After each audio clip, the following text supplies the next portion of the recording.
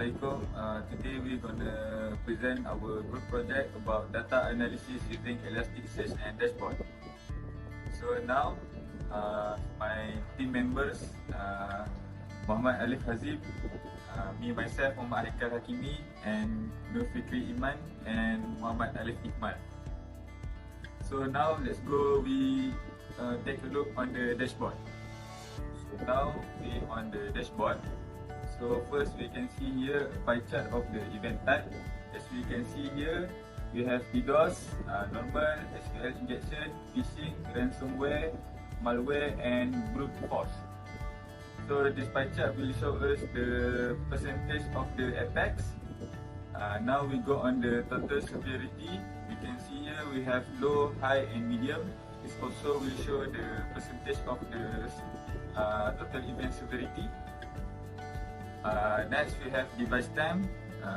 It shows about the unique count of the device time, and we also have source protocol.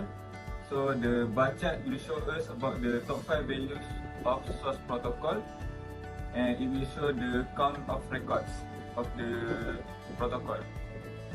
Here also we have the table source IP address. It will show us top 5 value of source IP address, and top 3 value of destination IP address, and the count of record. Here also we have high alert organization. It shows us about top 5 values of source organization, top 3 values of event type, and timestamp per 7 days, and count of record. And lastly we have event type and destination IP.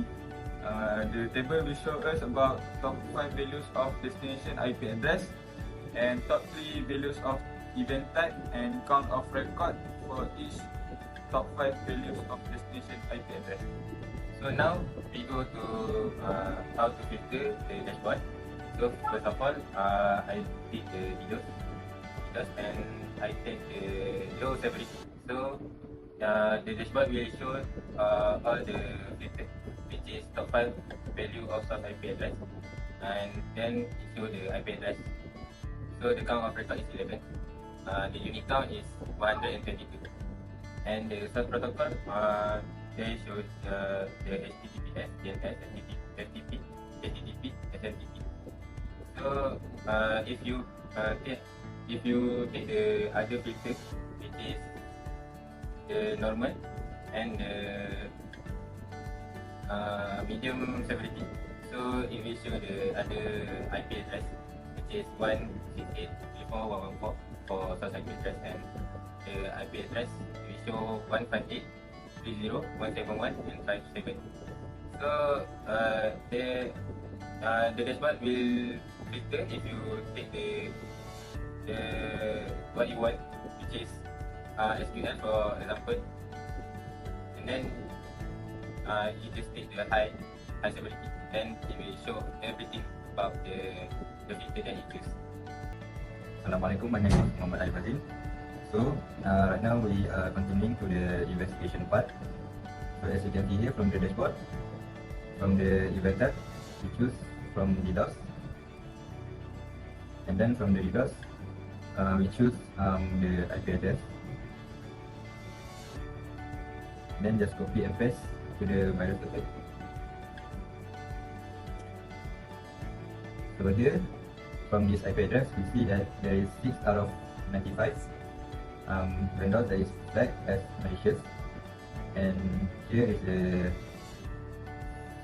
6 vendors that is have been detected by the virus turtle. So you can see here is Alpha Mountain, Ferrada, Safos, and then Defender, Data, Webot, and then there is also the suspicious one, which is Alpha SOC, and then Crosspoint Threat Seeker.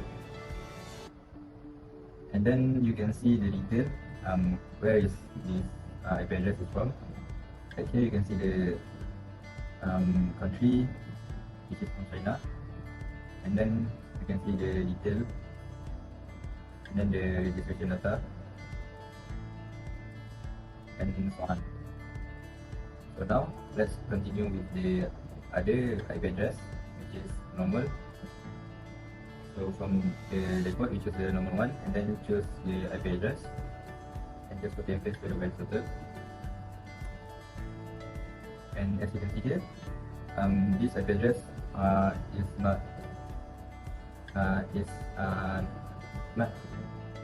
IP address is clean, and there is no any suspicious malware or any malicious malware attack. So all of this vendor is clean, and then you can see the detail, which is from the country China, and then the network where it's from. And then you can see the registration data, and then all the others. So that's all from me. Now, I'm going to continue our group assignment about support classification. So for the first one, true positive. In cybersecurity, a true positive occurs when a security control or detection system accurately identifies a genuine security threat and generates an alert for it. This means that the system detection logic such as signature, rules, heuristics, or machine learning models successfully matches malicious activity, and subsequent verification confirm that the activity is indeed harmful or unauthorized. So this is the example data that have contained the true positive. So next, we have the true negative. True negative occurs when a security system correctly determines that no security threat is present and therefore does not generate an alert. This means the system accurately recognizes legitimate, normal, or authorized activity and allows it to proceed without interruption. True negative are just as important as true positive in evaluating the accuracy of cybersecurity controls. They indicate that the system is effective at distinguishing between malicious behavior and benign activity. So this is the example of data that have the true negative. So next, for the false positive, in cybersecurity, a false positive occurs when a security system incorrectly identifies legitimate or harmless activity as a security threat and generates an alert. False positive commonly occur due to overly strict detection rules, outdated signatures, unusual but legitimate user behavior, or misconfigured security tools. Systems such as intrusion detection system (IDS), antivirus software, spam filters, web application firewalls (WAF), and SIEM platforms are particularly susceptible to false positive because they must analyze large volume of activity and make decisions based on patterns. So this is the example that we get for the false positive. So the last one, false negative. False negative occurs when a security system fails to detect a real security threat and does not generate an alert even though malicious activity is actually taking place. In this situation, the system incorrectly classifies harmful behavior as safe or legitimate. False negative are particularly dangerous because attacks go unnoticed, allowing threat actors to continue their activities without resistance. This can lead to serious consequences such as data breach, system compromise, malware propagation, or long-term unauthorized access.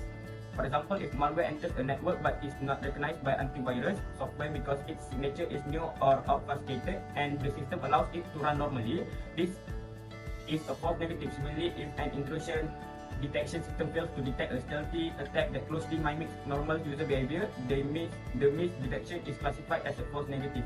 But for our project, for the data, we don't have the false negative data.